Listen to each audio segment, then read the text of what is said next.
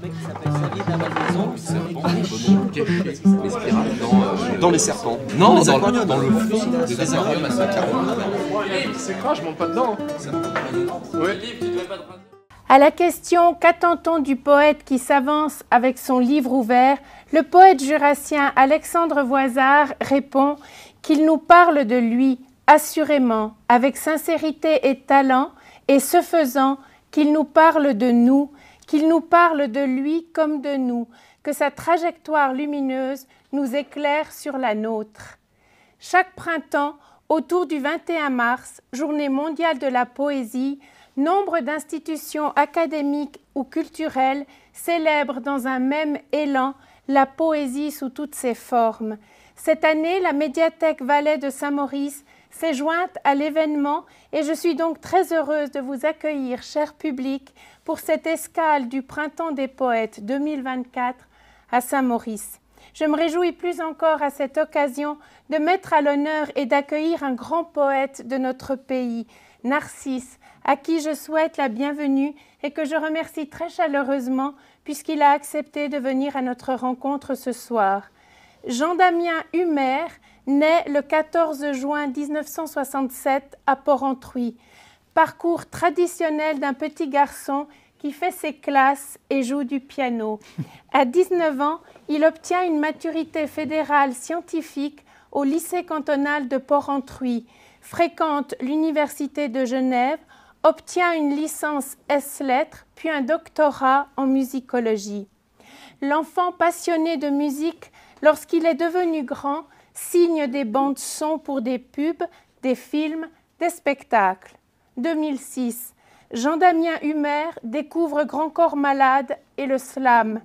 Tellement désireux d'échanger avec le public, il décide alors de quitter l'ombre pour un ray de lumière, prend le nom que son grand-père déjà partage avec ce personnage légendaire séduit par la beauté de son reflet.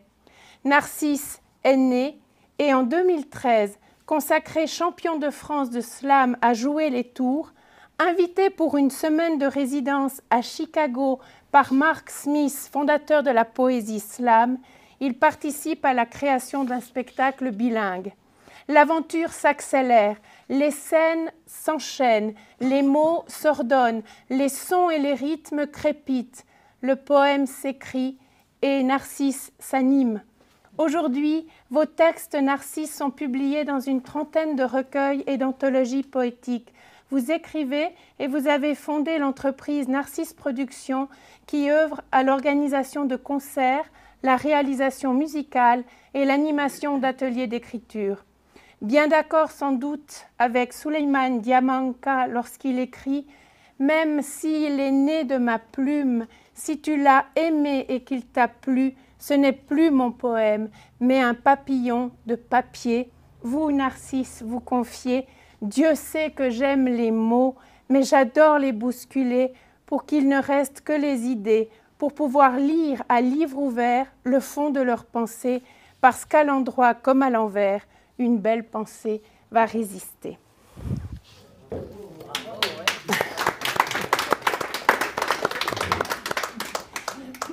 Parce que dans « À l'envers », texte tiré de votre recueil « Toi tu te tais », vous écrivez « Je me vois très bien dans un monde à l'envers, je me sens très bien dans un monde allant vers l'auparavant. Permettez-moi de revenir en arrière et de commencer par les débuts, c'est-à-dire l'enfance et l'adolescence. Revenons avec vous un peu sur le passé.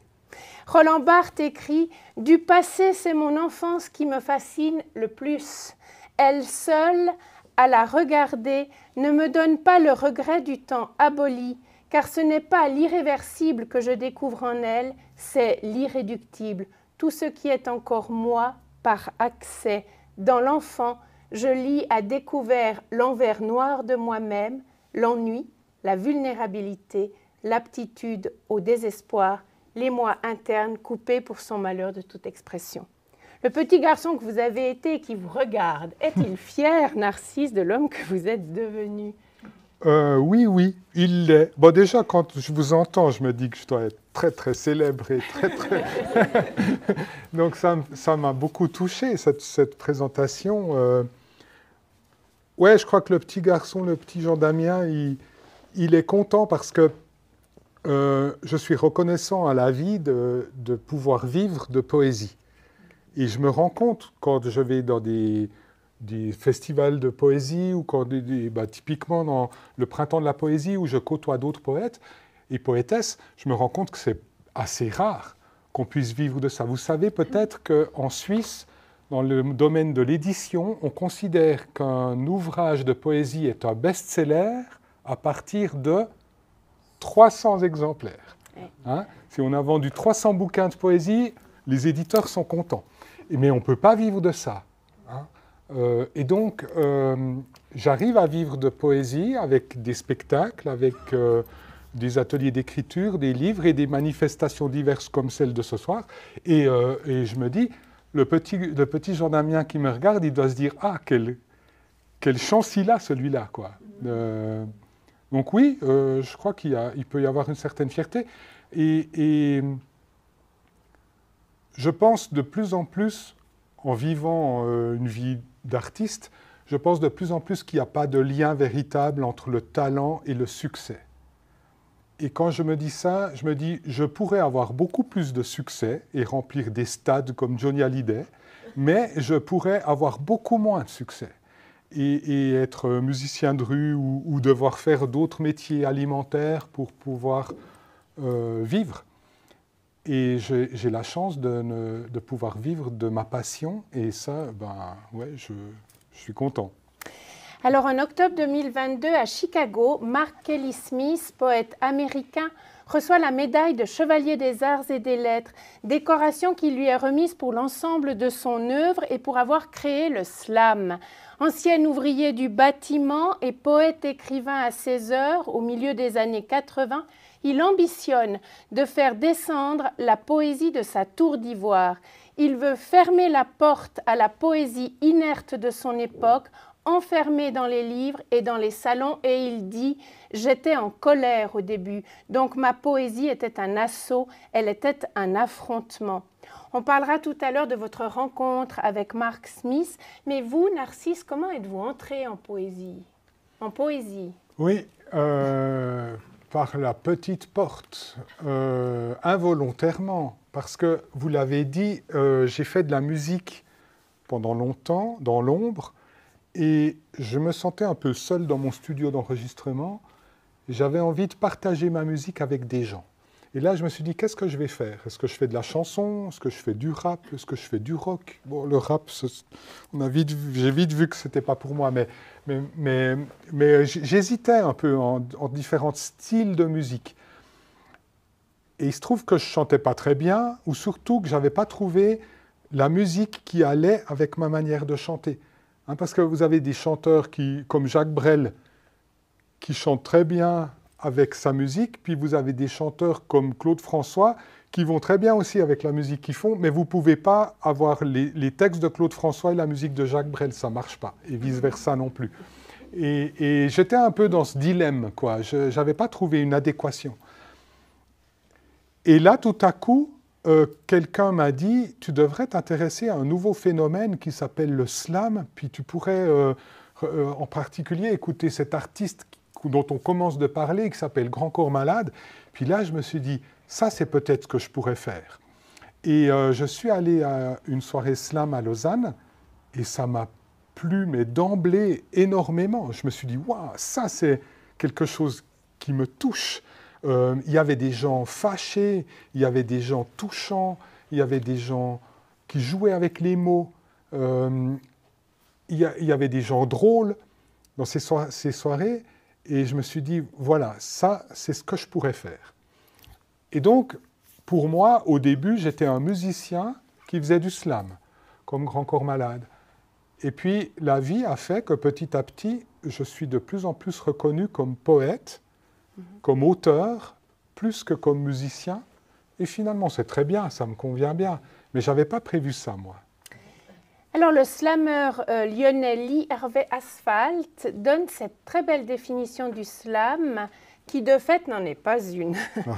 Appelle-moi poésie sans cage, langage instable ou grain de sable dans l'engrenage, finalement ne m'appelle pas, ne me nomme pas, puisque je suis cette poésie de rue qui ne dit pas son nom. Votre définition à vous du slam, ce serait quoi? Le slam, c'est juste un moment où des gens se réunissent pour dire de la poésie. Et comme vous l'avez décrit, ça a été inventé par Mark Smith, ce poète américain qui en avait marre de ces soirées de poésie. Vous savez, les soirées de poésie, avant le slam, on mettait une table avec une chaise, un verre d'eau, et puis un poète arrivait, puis disait « Bonsoir ». Comme je descendais des fleuves impassibles, je ne me sentis plus guidé par les haleurs. Des peaux rouges criards les avaient pris pour cible, les ayant cloués nus au poteau de couleur. Ça durait 1 heure, puis au bout d'1 heure, le public faisait... Voilà. Et moi, ce que je trouve assez extraordinaire, c'est que Mark Smith a imaginé des soirées de poésie où ça allait se passer autrement. Où, premièrement, n'importe qui pourrait monter sur scène, pas seulement des gens qui ont écrit des livres.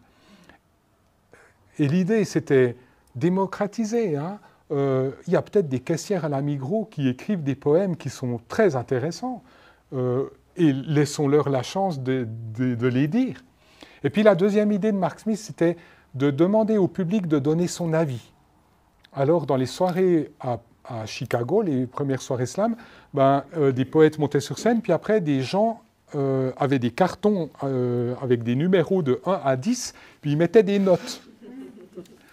Et alors, je ne suis pas tellement favorable à noter les poètes, mais cette manière de faire a permis petit à petit aux poètes de créer des poèmes qui touchaient les gens, qui intéressaient les gens.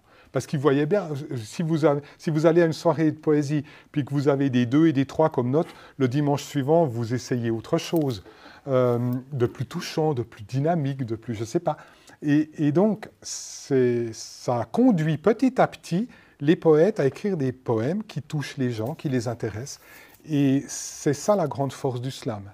Le slam, ce n'est pas un style de poésie, c'est un moment où on en dit avec cette manière de faire que Mark Smith a inventé.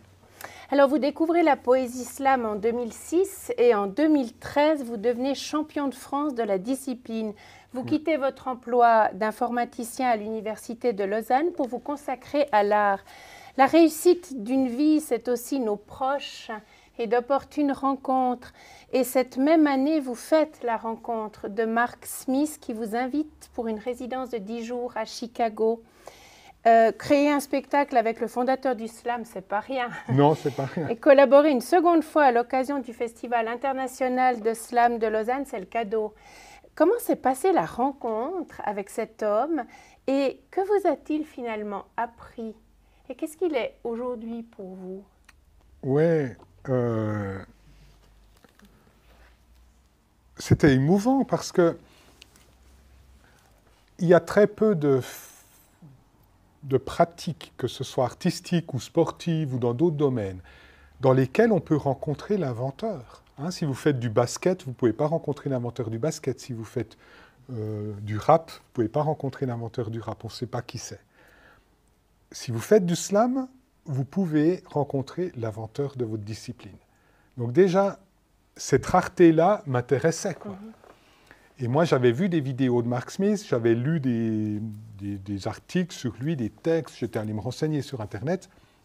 Et quand je suis arrivé à Chicago, puis que je me suis retrouvé face à lui, ça fait bizarre quand même, quoi, de se dire c'est l'inventeur de ce que je fais. Et c'est un monsieur extrêmement simple et amical et très américain. Alors, il vous tape dans le dos et tout. Oh, Narcisse, how are you? Et tout. Et tout de suite, on a l'impression d'être un peu d'égal à égal. Ce n'est pas le maître qui distille son savoir. Il est très abordable, très facile d'accès. Et sa philosophie m'intéresse beaucoup. Cette idée de dire qu'on ne veut pas que la poésie reste quelque chose d'élitiste, mais qu'on veut la mettre à portée de tout le monde et puis qu'on veut créer des moments où la poésie pourra naître sur le plus de formes possibles et peut-être que de là sortira la poésie du XXIe siècle.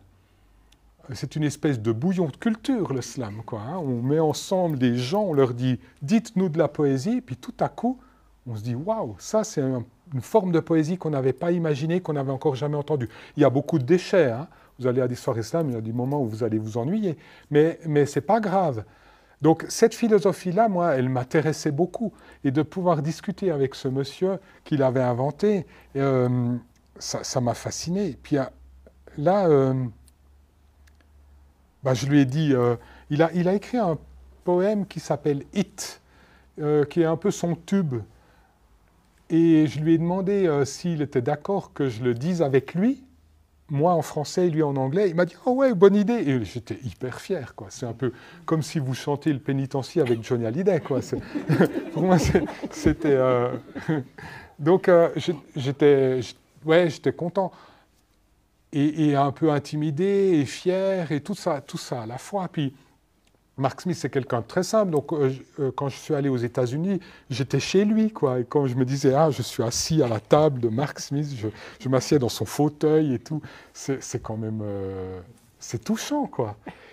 C'est un peu un père spirituel pour moi. Ouais. Mais ce qui est dommage, c'est que je l'ai plus vu depuis 2014, quoi. On s'est écrit 1 ou 2 fois. À un moment donné, on a failli se revoir. Il m'a téléphoné, il m'a dit « Je viens en Italie, est-ce qu'on peut se croiser ?» Et puis, il y a eu le Covid, et puis il n'est pas venu. Mais j'espère beaucoup le revoir bientôt. L'écrivain togolais Samy Tchak, dans son roman « Mélodie pour une douleur », recueil de 23 fables qui défendent la beauté de la vie traversée pourtant par les douleurs, célébrant ainsi la liberté de vivre, à la toute fin de l'ouvrage, laisse échapper cet aveu. « Je suis un homme blessé, je ne crie pas ma douleur, je l'écris. » Pour le slameur, il y a plus. Il illustre en actes ce qu'il écrit en mots. Le poème devient le lieu d'un jeu d'élocution. Ainsi écrivez-vous dans ce cher Serge. Alors dans l'élan, ma langue se délie, quel délice, les mots glissent, lisses, faciles, j'ai la langue agile et plus rien ne m'arrête. Alors, pouvez-vous, Narcisse, nous le montrer? Avec plaisir. Je dédie ce slam à mon ami Serge. Ce cher Serge... Pardon. Ce cher Serge... Ce cher Serge... Bon. Je dédie ce slam à mon ami Didier. Et je dis ce slam t'est dédié Didier. D'ailleurs, c'est décidé, je t'en dédie ni 1, ni 2, mais 10. J'aurais pu les dédier à Dédé. Mais Dédé, les slams 10, c'est pas son dada. Alors Dédé, tu l'as dans les dents, ces 10 slams sont dédiés à Didier. Cela dit, des 10 slams dédiés à Didier, 2 sont dits dans son dos, car ils disent de Didier qu'il est dodu et dadais. Mes 10 sont peu doux, un peu tordus dans l'idée. Mais si Didier me dit que mes 10 sont médisants, que mes 10 le dérange, qu'il gamberge, je les dédierai à mon ami Serge. Ce cher Serge, je les dédierai à mon ami Ali. Mon ami Ali est du Mali, mais vit à Miami. Il est loin, Ali Alala, mais il a tout lu. Alain, allez, Allah, alors il aimera énormément mes mots. Nommément, c'est promis, Allah m'y met, je m'y mets. J'appelle Ali. Allô Ali, mon ami, ami, et je lis mes slams à Ali, mes longs et lents mots de mélancolie. Et si Ali les aime, si Ali aime mon lot de mots longs et lents, alors dans l'élan, ma langue se délie. Et quand ma langue se délie, quel délice! Les mots glissent, lisses, faciles, j'ai la langue agile et plus rien ne m'arrête. Ni le chasseur, dont on ne sait si c'est chassé sans son chien, ni l'archiduchesse, les chaussettes ne sont ni sèches, ni archi-sèches. Quant à ce cher Serge, même si ce cher Serge gère une auberge, il sert de chers asperges en dessert. C'est un piège, on ne sert jamais d'asperges en dessert. Encore que divers avis divergent, mais j'abrège, car si je m'allonge, à quoi Serge? Même si ce cher Serge gère une auberge, il sert de chers asperges en dessert, moi, je ne cherche plus ni une fourche, je gère. Et même à l'envers. Je aussi même. Vous sauriez dire, même si ce cher Serge gère une auberge, il sert de chers asperges en dessert, à l'envers? Non? Savez-vous pourquoi? Je vous l'ai dit, c'est parce que j'ai la langue agile. Cela dit, j'ai la langue agile, mais je n'ai pas la langue agile. Vous pouvez la voir, mais vous ne pouvez pas la voir, et donc, vous ne pourrez pas m'avoir. Voilà. Merci.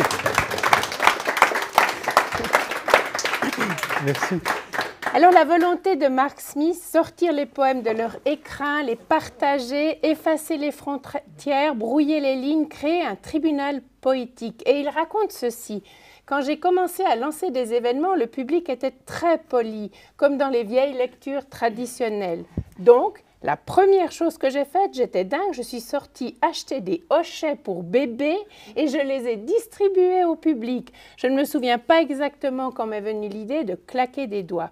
Alors le public joue un rôle essentiel, partie prenante du spectacle slam. Sur quoi se fonde votre complicité avec lui? Avec le public. Oui. Il y a des...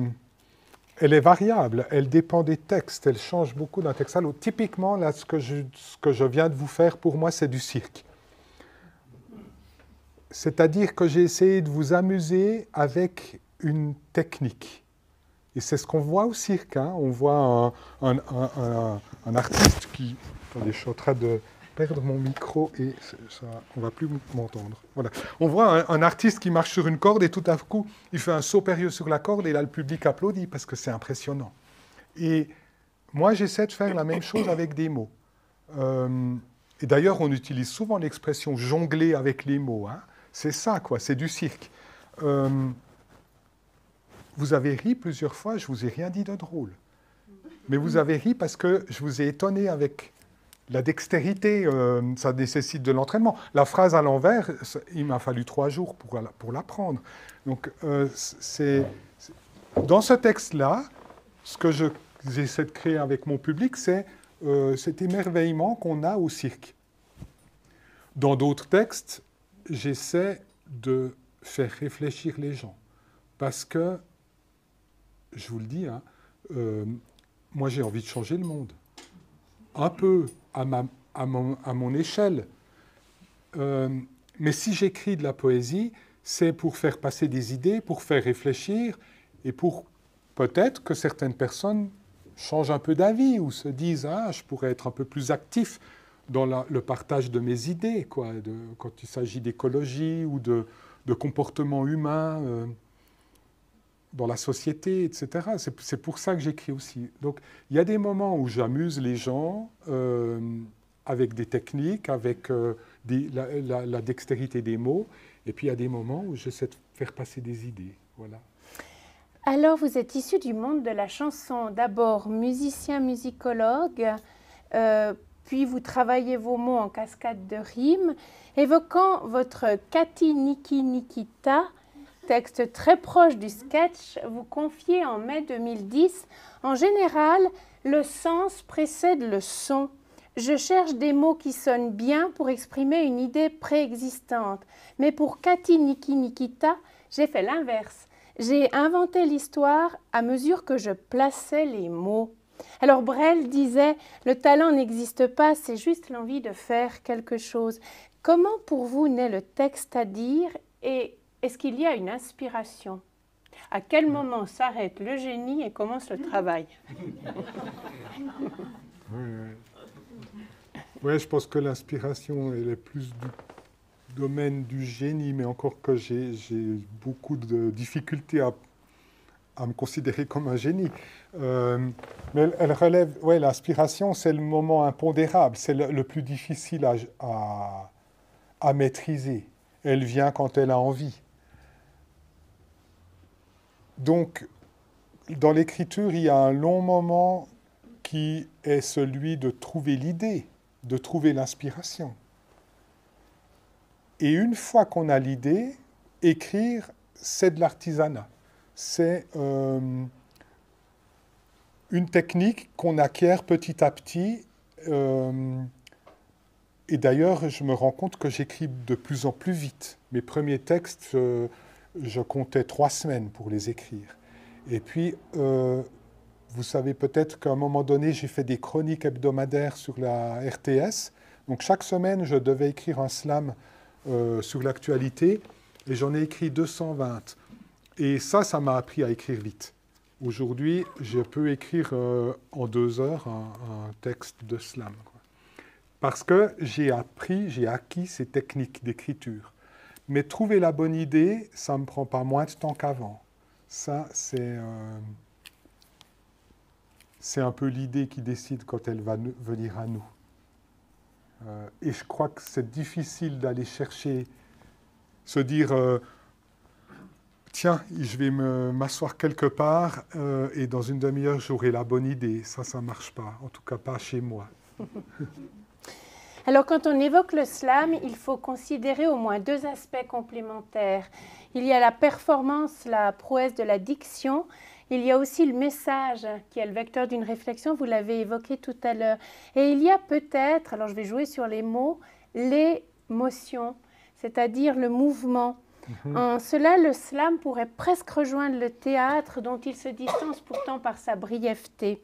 Vous, Narcisse, vous confiez « Je suis plutôt maladroit avec mon corps, alors j'en joue en restant volontairement statique ou en dansant de manière ridicule, mais j'aime explorer, alors puisque le slam est un art vivant, j'ai pensé à mettre en jeu d'autres aspects que le texte avec des tics dans Kati, Niki, Nikita » qui conduisent à la chute. Ouais. Alors, est-ce que vous pourriez nous le montrer? Ouais, je vais vous faire ça, ouais. Même si on est un peu dans le même registre que le texte d'avant, mais c'est égal. Ouais. Quand même des tics. C'est vieux, ça, alors. Hein. Ça, c'est un texte que j'ai écrit en 2009. Cathy était avocate dans un cabinet capitonné de la capitale. Elle était carrément calée en tout, en déclamation classique autant qu'en calcul mental. Cathy, pourtant, craqua pour Niki, un karatéka au caractère de bazooka, qui avait mis KO plus d'un lascar et cabossé plusieurs indélicats. La caricature de l'athlète au QI de cacahuète. Et ce qui lui valait ricanement et sarcasme, il avait une voix de castrat. « Et casse-toi, cafard, ou je te scalpe !» clamait-il d'un ton de canari, roi du karaoké, mais tous se cassaient car il était bien capable de les fracasser. Cathy et Niki formaient un couple bancal qui allait qu'à un cas, mais ils s'offrirent un voyage en cadeau.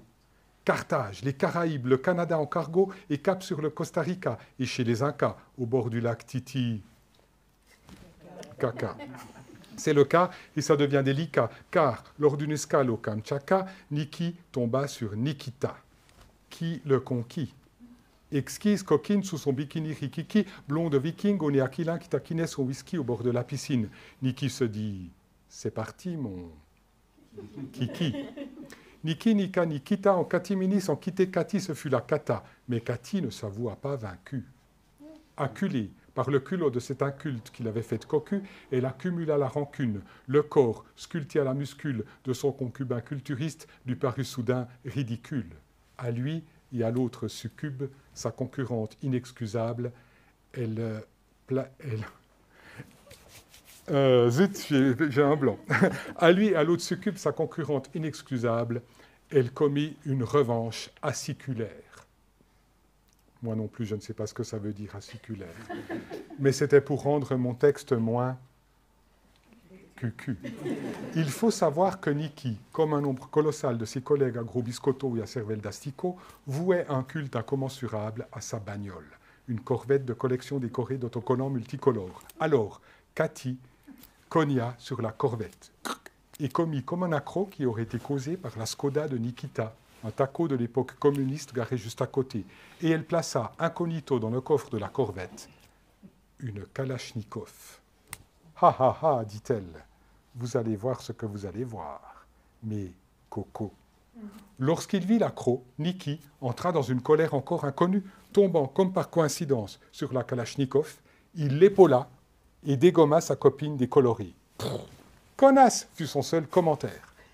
Les flics le coffrèrent illico et il écopa 40 ans de trou dans un kolkhoz, puis cause on ne cause pas avec le code au pays des cocos. En conclusion, mesdames, un type baraque en Cadillac, c'est de l'arnaque.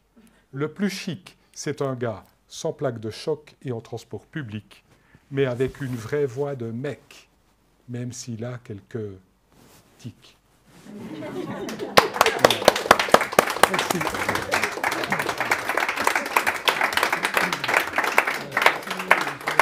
Merci. Alors, vous l'avez dit, Narcisse, nombre de vos textes trahissent une préoccupation politique et sociale. Fidèle à vous-même, vous semblez l'être resté aussi à vos convictions, sans jamais vous départir de ce qui vous semblait juste. Dans Censure, extrait de votre spectacle « Toi tu te tais », vous dites « Ceux-là prétendent que l'art ne doit jamais dire, il doit juste suggérer ce à quoi je répondrai que moi, quand je n'ai rien à dire, eh bien je me tais. » On compulse votre biographie et on lit entre autres notices. 2012, il anime des ateliers d'écriture pour des personnes souffrant de troubles du comportement alimentaire dans le cadre du projet Bouche à oreille créé avec l'association Boulimie Anorexie de Lausanne. Il participe ensuite au projet Une chanson pour l'éducation au Burkina Faso où il séjourne en 2015-2016. 2019, il parraine un projet de l'association genevoise La Marmite et monte à cette occasion un spectacle avec 12 jeunes réfugiés. Êtes-vous, Narcisse, d'accord avec ce propos de Jean Cocteau dans La difficulté d'être? Il faut bien comprendre que l'art n'existe que s'il prolonge un cri, un rire, une plainte. Oui, superbe, bien sûr. Je ne connaissais pas cette phrase de Cocteau, mais oui, pour moi, l'art doit servir à ça, à partager des idées. Et c'est vrai que des fois, je suis un peu sceptique quand j'entends des poètes dire « Ah, mais il ne faut pas que la poésie dise des choses. Elle doit les suggérer. » Alors ils écrivent le galet répand sur mon émoi une langueur splendide et éphémère. Bon, moi, au bout de 5 minutes, je dors, quoi. Mais finalement, tant mieux que ça existe. Je n'ai rien contre ces gens. Et je peux en écouter aussi. Mais je n'ai pas envie de faire ça. Moi, j'ai envie d'utiliser la poésie, la parole et les spectacles dans lesquels je joue pour faire passer des idées, des messages, et aussi pour faire une sorte d'éducation. Et vous l'avez... C'est intéressant parce que je n'avais jamais mis ensemble ces moments dans lesquels j'ai travaillé pour l'association Boulimie Anorexie, pour une chanson pour l'éducation au Burkina Faso, puis le projet avec les réfugiés. Moi, je suis contre les interdictions et je suis pour l'éducation. Typiquement, il y a des sujets qui brûlent la société, comme est-ce qu'on doit interdire le voile aux jeunes filles, hein? Voilà. En France, dans les écoles, le voile est interdit. En Suisse, il est autorisé. Et moi, je suis pour l'autoriser, mais éduquer. Dire, on va prendre ces jeunes filles, puis on va les faire réfléchir sur la signification, la symbolique de ce voile, à quoi il sert, quelle est la part de patriarcat qu'il y a là-dedans, etc. Et c'est juste un exemple comme ça, mais dans plein d'autres domaines de sujets politiques, je suis pour la discussion, l'éducation, et c'est aussi pour ça que j'écris. J'étais au Mali tout récemment, et j'ai appris des choses étonnantes sur la politique, quoi. Comme à vous, j'ai dit que j'écrivais pour changer le monde. Et puis, au Mali, j'ai dit « Oh, je fais ça à ma petite échelle. Je n'espère pas que Vladimir Poutine va quitter l'Ukraine s'il lit un de mes livres. » Et là, j'ai vu les gens faire des yeux comme ça, et je me suis rendu compte que 80% des gens au Mali étaient pro-Poutine. Et on en a discuté après. Et c'était super intéressant, quoi. Et là, je pense que la poésie, elle est utile. Elle sert à partager des idées et à changer d'avis, peut-être, hein. Moi, je change souvent d'avis en écoutant d'autres personnes. Alors, vous dites effectivement, je fais des spectacles pour changer le monde. Vous ajoutez, j'ai fait pendant 10 ans des spectacles où je disais à mon public, vous faites tout faux. Vous décidez soudainement, sachant parfaitement que nous sommes à 2 doigts du pire, de faire le pari que pour espérer mieux faire, il vaut mieux mettre le doigt sur ce que nous avons fait de mieux. Pendant le Covid, vous rendez hommage au personnel soignant, applaudi chaque soir par des milliers de gens. Et vous voilà soulignant tout ce que l'être humain fait de bien. Et ce slam, il soigne, c'est un texte magnifique. C'est mon tube. Oui, c'est vraiment beau. Merci. Oui, je peux vous le dire, avec plaisir. Donc ça, c'était une des chroniques que j'ai faites pour la RTS. Chaque semaine, j'avais le mandat d'écrire un slam sur l'actualité. Puis l'actualité qui m'avait le plus frappé cette semaine-là, c'était ces gens qui sortaient le soir sur les balcons pour applaudir les soignants. Puis c'était un peu la première fois de mon parcours où j'ai écrit un slam qui était un hommage et qui n'était pas un texte critique. Et je vais vous le dire d'abord, puis après je vous expliquerai. Tandis que nous chantons certains soirs au balcon, et que ceux qui, comme moi, ne savent pas chanter, et c'est aussi parfois d'enchanter sans chanter pour que d'autres nous rejoignent, eux, ils soignent. Et tandis qu'on dort tant qu'on n'en dort même plus, qu'on lit pour passer le temps La Peste de Camus, tandis que nos enfants coincés à la maison nous font prendre fermement la bonne résolution qu'à la fin du printemps, on fera sans façon à tous les enseignants un bisou sur le front, parce que l'éducation par papa et maman, c'est une sacrée montagne, eux, ils soignent. Tandis que même passer dans les rues sans passant fait partie du passé. Tandis qu'on n'a pas su comment éviter ça, ni comment s'en passer, qu'on n'a pas vu les signes, eux, ils soignent. Et tandis qu'on se plaint des lacunes de Pékin, de la bourse en piqué, des COP sans PQ, des journées sans copains, sans soirée au champagne, sans sortie en campagne, eux, ils soignent. Tandis que la nature prend enfin du bon temps, un printemps dans le printemps, sans avion, sans voiture, tandis qu'on se confine et qu'on se déconfie quand la vieille voisine s'égosille et confie qu'il y a des confinis qui ignorent les consignes, eux, ils soignent. Ils soignent, ils suent, ils saignent, ils souffrent, subissent, supportent, suffoquent, mais sans cesse ils soignent. Et grâce à eux, peu à peu, on gagne. Merci.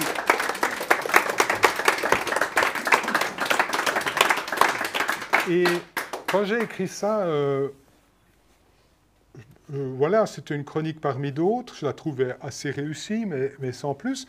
En principe, mes chroniques faisaient à peu près 10 000 vues sur les réseaux sociaux.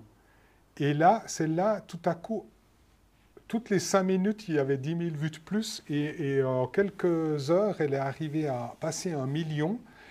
Et moi, j'étais extrêmement étonné. Et les gens de la radio aussi, ils me téléphonaient, ils me disaient « Il se passe quelque chose d'incroyable avec ta vidéo et tout. » Bon, et là, je me suis dit, bon, pas immédiatement, mais en y réfléchissant, je me suis dit, je changerai peut-être mieux le monde en mettant le doigt sur ce qui va bien, plutôt qu'en disant toujours ce qui va mal.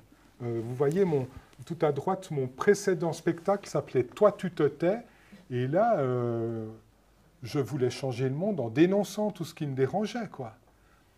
Et le spectacle dernier, le nouveau, qui est tout à gauche, là, Humain, je vous l'avais dit, c'est le contre-pied de cette idée, c'est de parler de tout ce dont l'humanité est capable. Voilà. Mademoiselle Baby Music vous dit « Regarde le monde en face » et vous vous répondez « Mais quel monde? Celui des réseaux sociaux, celui des médias? Est-ce que tu trouves normal, toi, que le mot le plus courant au journal télévisé et dans la presse soit le mot mort? Partout, on ne met en avant que des exceptions.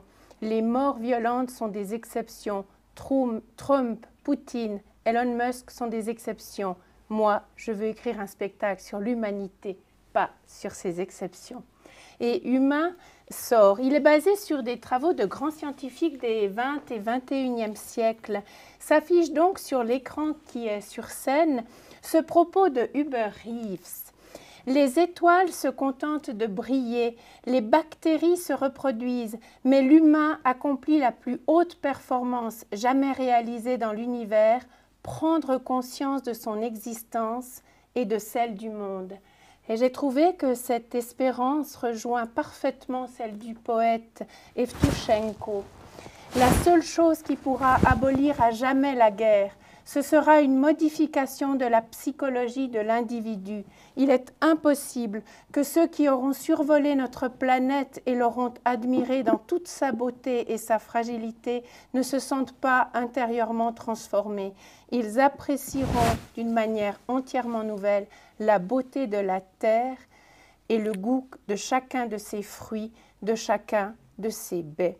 Alors votre spectacle met en mots et très poétiquement les questions éthiques que pose la difficile conciliation entre science et foi, politique et vérité.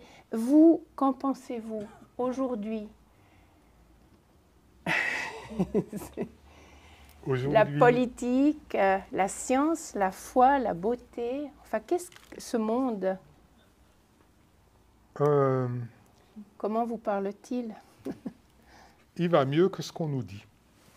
Le monde va mieux que ce qu'on nous dit. Et vous l'avez cité, cet extrait, des gens, des scientifiques ont compté l'occurrence, l'apparition des mots dans les journaux télévisés et dans les médias, et le mot le plus courant est le mot « mort ». Et c'est vrai que les journaux, le téléjournal ne nous parlent que de mort. Mais les morts sont des exceptions. Enfin, tout le monde meurt, mais je veux dire, les morts violentes dont on nous parle dans les médias sont des exceptions. Et on aime bien dénigrer l'humanité. L'humain déteste l'humanité, mais je ne sais pas pourquoi et je ne sais pas de quand ça date. C'est pas si vieux, j'imagine. Je pense qu'il y a encore, disons, une centaine d'années, les humains étaient fiers d'être humains. Mais aujourd'hui, dans tous les domaines, on ne cesse de nous dénigrer, de dire « oh, on pollue, on fait la guerre, on est raciste, on est misogyne ». Bon, alors oui, d'accord, il faut se battre là contre. Mais si on se rend compte de tout ce dont nous sommes capables, on ira peut-être beaucoup mieux, on s'en sortira peut-être plus facilement que si on pense que c'est peine perdue. Il y a beaucoup de jeunes aujourd'hui qui ne veulent pas d'enfants parce qu'ils disent que le monde est trop mauvais, trop pourri pour perpétuer l'espèce. Moi, ça m'inquiète, ça m'angoisse, quoi. Moi, je pense qu'on peut s'en sortir. Je sais que ça va mal, hein, mais je pense qu'on peut s'en sortir. Mais on ne s'en sortira pas si on dit que c'est la catastrophe puis qu'on en est incapable. Donc, il y a voilà, en gros, pour revenir à votre question, moi, je pense que le monde va beaucoup mieux que ce qu'on nous dit. Il faut mettre le doigt sur ce qui va bien, et c'est comme ça qu'on s'en sortira. Alors, mille et un thèmes s'entrecroisent dans vos textes, et nous pourrions converser sans doute des heures autour de sujets graves. J'ai donc choisi quelques extraits tirés de vos spectacles. Je vous laisse me dire, alors, dans l'instant, ce qu'il vous évoque, exercice difficile, mais finalement assez familier pour un slameur habitué à décliner en 3 minutes seulement. Oui. C'est bien juste, hein? Alors, dans un verre d'eau, les années apportent avec elles leur petit panier de sagesse. Les aînés alors nous rappellent d'aimer la vie avec tendresse, de courir moins, de prendre le temps. Que vous évoque le grand âge? La sagesse, l'accumulation de culture, et ça, on a un peu tendance à le laisser de côté dans nos sociétés. Hein. C'est un peu les Indiens qui vénèrent les ancêtres. Nous, on les met dans des EMS. Bon, après, évidemment, il y a aussi, avec l'âge, on régresse parfois, on s'aigrit. Mais souvent, on dit que les personnes âgées deviennent aigries. Je crois que c'est juste, elles ont plus peur de dire ce qu'elles pensent depuis longtemps, parce qu'il y a moins d'enjeux. Quand on a 30 ans, on peut difficilement dire à son patron qu'il fait tout faux, parce qu'on va se faire virer, et puis ça sera compliqué. Quand on est à la retraite, on peut dire un peu plus ce qu'on pense. Bon, après, il y a aussi des personnes plus âgées qui ont des idées politiques dépassées ou qui ne me conviennent pas. Mais d'une manière générale, moi, ce que je retiens plutôt, c'est le côté sagesse et accumulation de connaissances.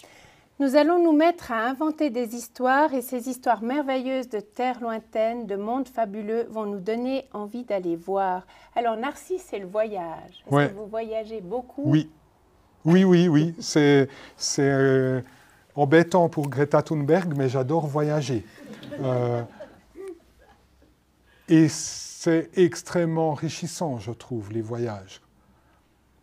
Et déjà, je ne sais pas si vous avez vécu ça vous aussi, mais moi, quand je prépare un voyage, je lis des guides, et puis je retiens rien du tout, quoi. Je me dis, oh oui, je vais passer, admettons qu'on soit en Indonésie, je vais passer par Ubud, puis après la baie de Jimbaran. C'est des noms, on n'arrive pas à les retenir, mais dès que vous y êtes allé, c'est bon.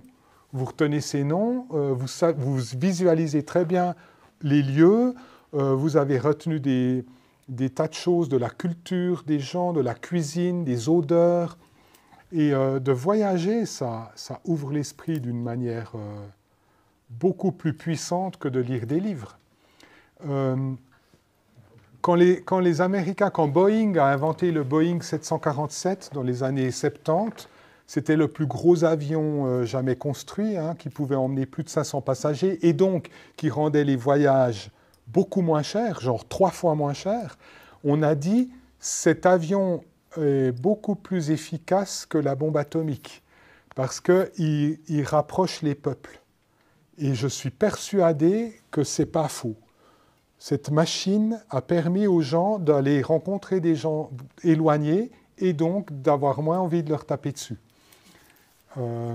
Donc, pour moi, voyager, c'est extrêmement enrichissant. Mais pendant que ma tête rêve de voyage, de trêve vers un autre âge, mon cœur pleure les outrages du temps. Êtes-vous quelqu'un de nostalgique? Oui, un peu. En effet, je suis un peu nostalgique. Et de quoi? Là, c'est un texte qui parle des années 60. Ouais, les années 60, les hippies, la conquête de la Lune. C'est des choses qui me parlent, quoi. Il y a beaucoup de gens qui disent « Ah, les jeunes aujourd'hui sont fainéants, ils ne travaillent pas comme nous, on travaillait à l'époque. » Puis moi, je dis « Bah, tant mieux. » Parce que c'est comme les hippies à l'époque, il y a 50 ans. Les parents des hippies disaient « Ah, les jeunes d'aujourd'hui, ils fument des pétards et ils vont à des concerts de rock. Et ils ne travaillent pas. » Certes. Mais les jeunes de la génération d'après, dans les années 80, qu'on appelait les yuppies, les jeunes cadres dynamiques, à 30 ans, ils roulaient en Ferrari, puis ils avaient fondé 4 sociétés. Ces jeunes-là, ils ont créé le néolibéralisme, ils ont coulé des tonnes d'entreprises, ils ont fait s'enrichir quelques personnes au détriment de millions d'autres. Ils ont créé beaucoup de torts que les hippies ou que les jeunes d'aujourd'hui qui sont un peu des glandeurs. Et ouais, moi je suis un peu nostalgique de cet esprit-là. Alors moi j'aimerais beaucoup que vous nous fassiez faire du beau. Ah ouais, c'est long ça. Mais oui, alors, oui, c'est parce que... D'accord, mais... Vous voulez le faire à la fin? Non, non, on peut le faire maintenant, mais c'est parce que c'est un texte qui est en 3 parties. Il y a une partie explicative, une partie poétique, puis une deuxième partie... On y va, quoi. Oui, ouais, d'accord, quoi. Il y a une chose qui me fascine. Vous, moi, tous les êtres humains, nous sommes fascinés par ce que nous trouvons beau. Nous pouvons ressentir un bonheur immense à observer un coucher de soleil, à admirer un tableau, à écouter de la musique. Nous pourrions choisir nos habits juste parce qu'ils sont chauds. Non, nous sommes prêts à payer plus cher pour que nos habits soient beaux. Nous les rangeons dans une belle armoire et les transportons dans une belle valise.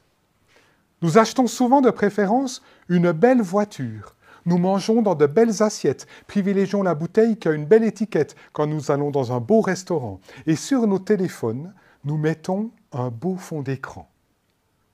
Plusieurs d'entre nous se maquillent. Ceux qui ont des cheveux les coiffent, les lissent, les frisent, les colorient. Nous nous rasons, nous parfumons. Elles se font belles, ils se font beaux. Et puis, il y en a parmi nous qui, quand ils parlent, choisissent les mots qu'ils considèrent les plus beaux. Et ça, c'est ce qu'on appelle la poésie. La terre m'a dit, regarde, l'instant où le soleil se dissout dans le sel de la mer, la danse de lumière d'un ciel d'étoiles. Regarde l'étoile de Van Gogh, celle de Vermeer, de Pablo, de Frida Kahlo. J'ai vu et j'ai dit, ciel, que c'est beau. La terre m'a dit, écoute, le rire du ruisseau quand fond la glace, le souffle en cadence du vent sur les champs d'avoine, la voix de la calasse, le chant de Daniel Balavoine, et ce couple cubain qui danse le mambo. J'ai écouté et j'ai dit, Dieu, que c'est beau. La terre m'a dit, sens le mur vague où naît l'Annapurna, les vertigineuses chutes Victoria, la grande vague de Kanagawa, descends au flambeau le delta du Nil et ressens de ces pharaons les tombeaux, que c'est beau. La terre m'a dit, goûte l'évasion que procurent les livres, laisse vivre l'illusion, va suivre vol de nuit, Salammbô, le bateau ivre de Rimbaud. J'ai goûté, j'ai dit, la vie, que c'est beau. Dans la région des Pyrénées, il existe une grotte qui s'appelle la grotte des Trois Frères. Et dans cette grotte, on trouve une peinture, le petit sorcier à l'arc musical. On y voit un personnage, mi-homme, mi-animal, qui fait de la musique avec un arc, à une époque où on chassait le bison à coups de massue. On pense que l'arc a été inventé pour faire de la musique longtemps avant qu'on se rende compte qu'on pouvait aussi l'utiliser comme une arme. C'est une hypothèse, mais elle va dans le sens d'autres exemples que nous avons dans l'histoire de l'humanité.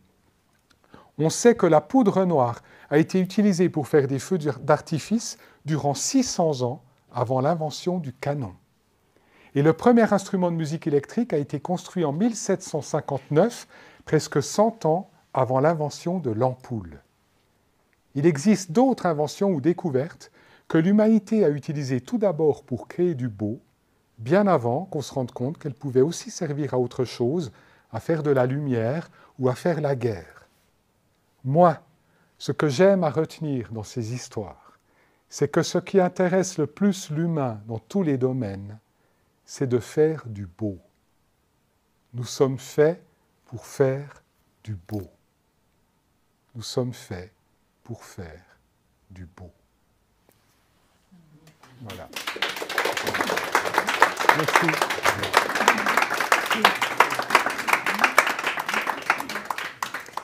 Dans Ivre de livres, texte commandé par la médiathèque de Montaix, vous confiez, Narcisse, « J'ai à peu près tout lu ici-bas, 3 fois Chrétien de Troyes, 4 fois Descartes, 100 fois George Sand et 1000 fois Émile Zola. Je suis ivre de livres, je suis mordu des mots.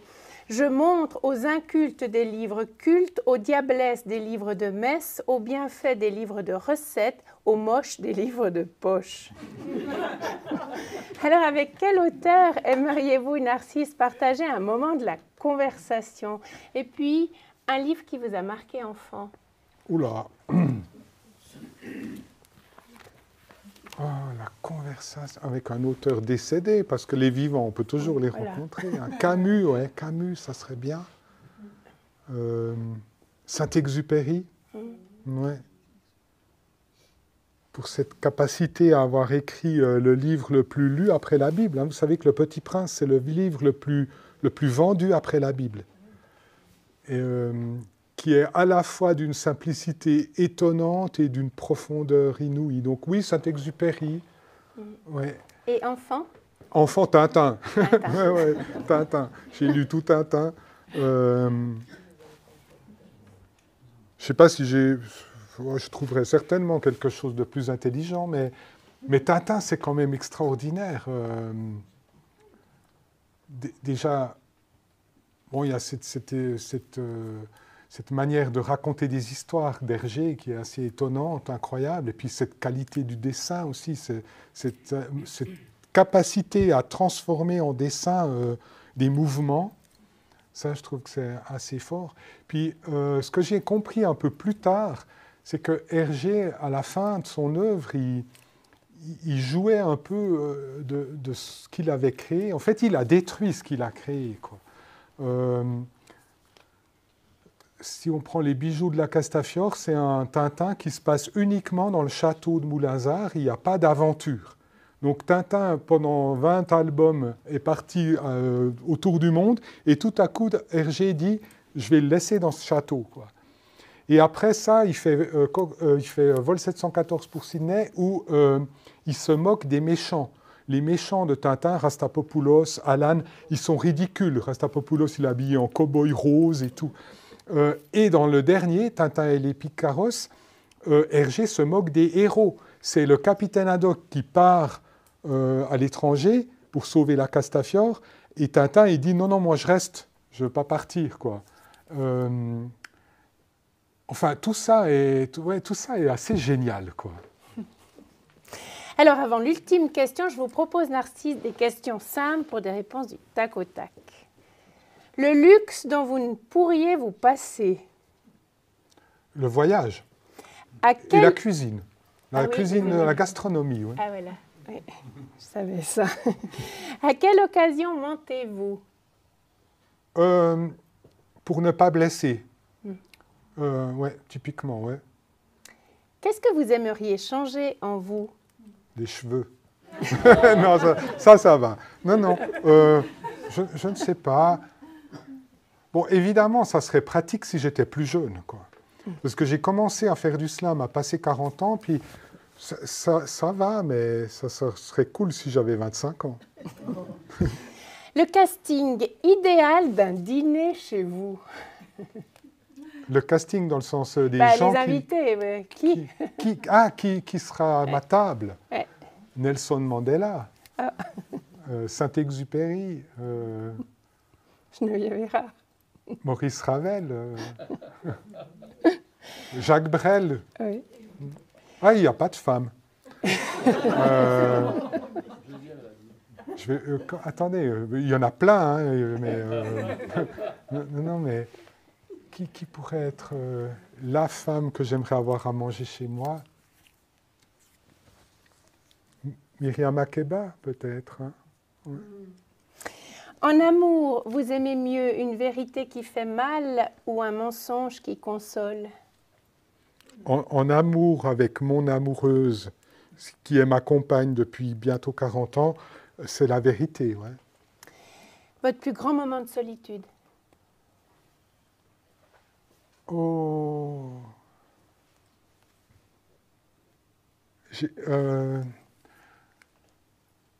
Un jour au Festival d'Avignon, vous savez, j'ai un spectacle qui est extrêmement technique, hein, avec des télévisions, des ordinateurs synchronisés, tout fonctionne. Et un jour, tout s'est éteint.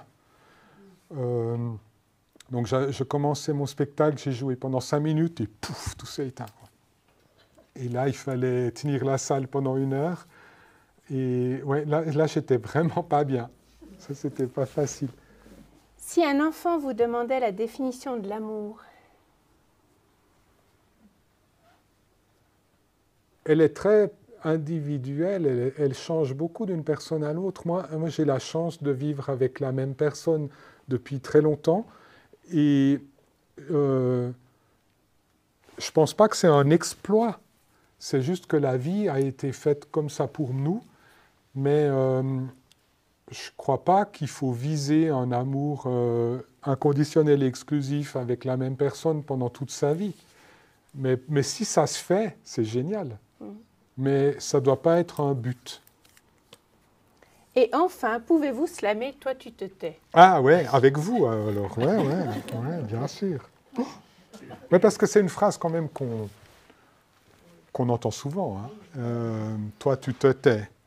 Depuis tout petit, et puis pendant toute la scolarité, et puis après, si vous êtes employé dans une entreprise, le patron vous dira « Toi, tu te tais ». Si vous êtes une femme, les hommes vous diront « Toi, tu te tais ». Alors moi, j'avais envie d'exorciser cette phrase. Et pour ça, on va faire une espèce de mantra. Vous allez répéter « Toi, tu te tais » en boucle, et moi, je vais faire l'exorcisme après. Alors, on va prendre un rythme pas trop rapide. Toi, tu te tais.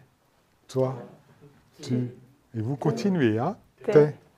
Toi, tu te tais. Pour toi, on se tue et on te respectait. Mais toi, t'es pas foutu de t'en tenir à ce que tes descendants des étoiles perdent de l'altitude, sois moins vaniteux, reviens sur terre. Tais-toi, change ton attitude et cesse de te croire tellement extraordinaire. Toi, tu te tais. toi, tu, te, t'es. C'est pas contre toi, mais quand pourras-tu être moins piteux et plus adapté, rester bien courtois, un peu moins têtu, un peu moins douteux, étant contenté. Tu côtoies des gens sans vertu, des gars calamiteux qui ont tout raté. Va leur dire que toi, tu n'as pas ce statut, tu les trouves douteux, tu vas les quitter, et puis toi, tu, te, t'es. Toi, tu, te, t'es. Et tu t'apitoies sur cette foutue fille de pesteux. À n'en pas douter, elle n'est pas pour toi, elle se prostitue. Ça serait moins honteux si elle avortait. Fais pas tant d'histoire, c'est qu'une aventure. C'est révélateur de ton manque de critères.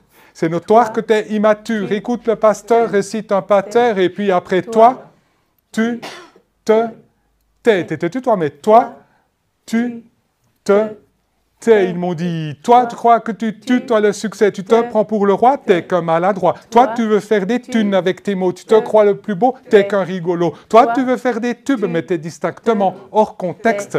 Nettoie tes sales habitudes. T'es pas honteux de croire en tes textes. Toi, tu, te, t'es. C'est pas une fois toi qu'on est obtus, penses-tu, ou même gâteux, miteux, qu'on s'en foutait, mais t'es d'accord pour toi que toi, on s'est battu, débattu, et te retenir et t'être adapté sur notre toi. Tu vois, c'est turpitude, c'est boiteux, honteux, c'est altérité. Alors toi, oui, toi, c'est turlututu, avant que je te bute, toi, tu te tais. Merci. Alors, Merci. dans un texte magnifique qu'il intitule « Le Testament », Georges Brassens confie « Je serai triste comme un saule quand le Dieu qui partout me suit me dira la main sur l'épaule « Va-t'en voir là-haut si j'y suis ». Alors du ciel et de la terre, il me faudra faire mon deuil. Est-il encore debout le chêne ou le sapin de mon cercueil ?»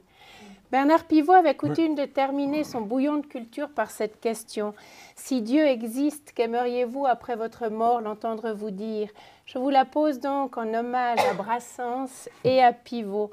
Narcisse, si Dieu existe, qu'aimeriez-vous après votre mort l'entendre vous dire ? Tout est bien débrouillé. Et tu as bien profité de la vie, tu as bien vécu.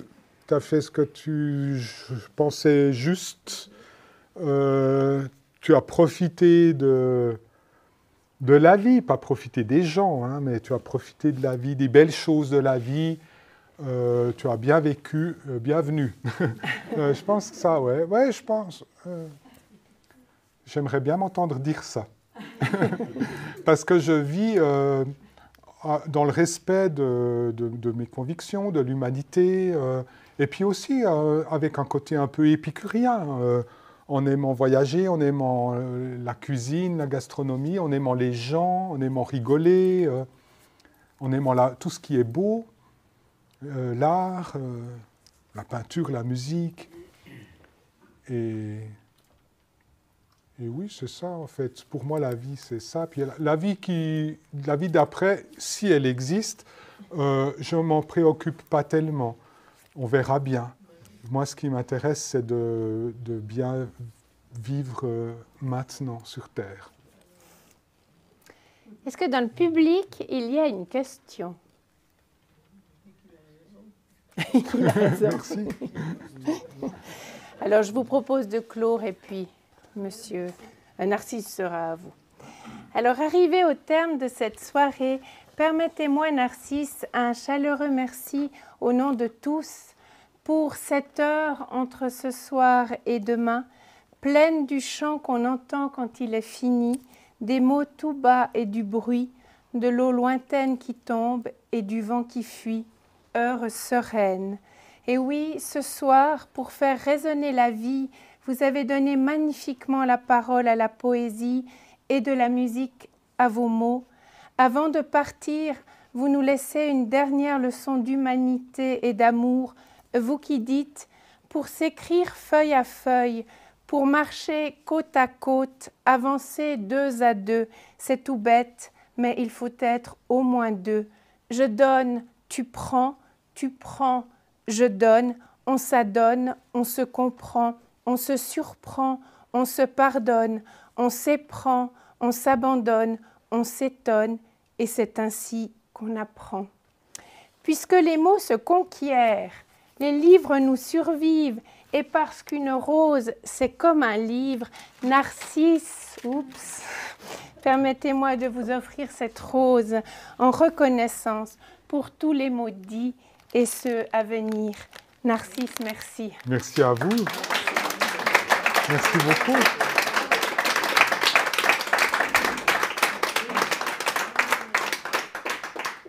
Et puis, avant de clore, un mot encore pour toi, chère Catherine. 2006-2024, 18 ans d'un chemin parcouru ensemble. 18 ans à feuilleter ensemble 1001 pages.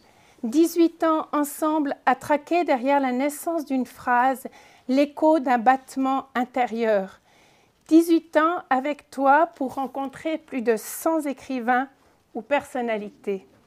Après 18 ans de partage, j'aimerais du fond du cœur te dire ma reconnaissance et un merci singulier, chaleureux pour tous ces moments d'échange, d'émotion et pourquoi ne pas dire d'amour. Laisse-moi donc t'offrir un modeste présent. Alors.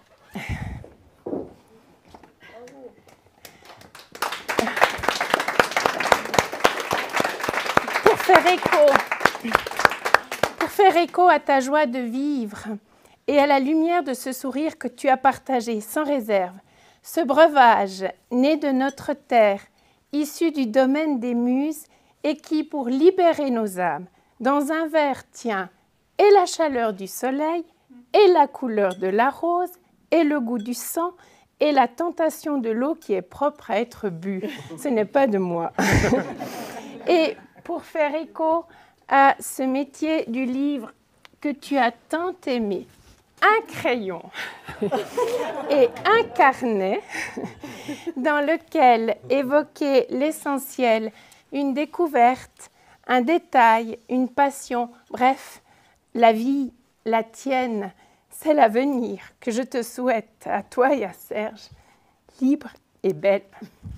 Ta barque s'éloigne un peu et nous, sur la rive, nous guettons que le vent réponde. Bon vin.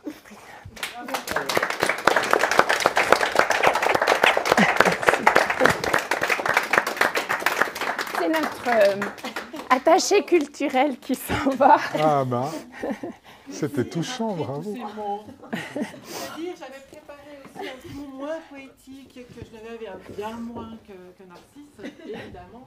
Et comme Geneviève a pris pas mal de mots que je voulais dire, je vais simplifier les choses et comme ça permettra aussi de continuer cette soirée. Alors, je ne vais pas répéter ce qu'a dit Geneviève, mais c'est vrai qu'après plus de 100 rencontres organisées en 18 saisons, c'est un nombre incalculable de rencontres, de plaisirs, de mots qui ont été échangés aussi grâce à la magie de Geneviève pour ces soirées. Et puis, on fait un clin d'œil particulier ce soir parce que Catherine a l'heureuse idée de partir à la retraite à la fin de ce mois. Donc, vous n'aurez plus le plaisir de la rencontrer lors des cafés littéraires en tant qu'animatrice dans les coulisses. Elle sera peut-être parmi nous en tant que spectatrice et participante de ces cafés littéraires, en tout cas on l'espère.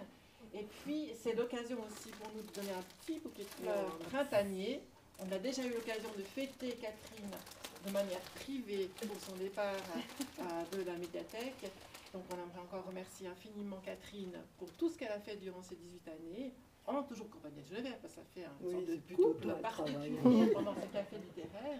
Et puis j'aimerais signaler quand même, parce que Catherine s'en va, mais il y a une collègue qui reprend le flambeau après Catherine, il s'agit de Laurette Cachat, qui a déjà collaboré pour ce café relais avec Narcisse, et on se réjouit de la suite avec Laurette.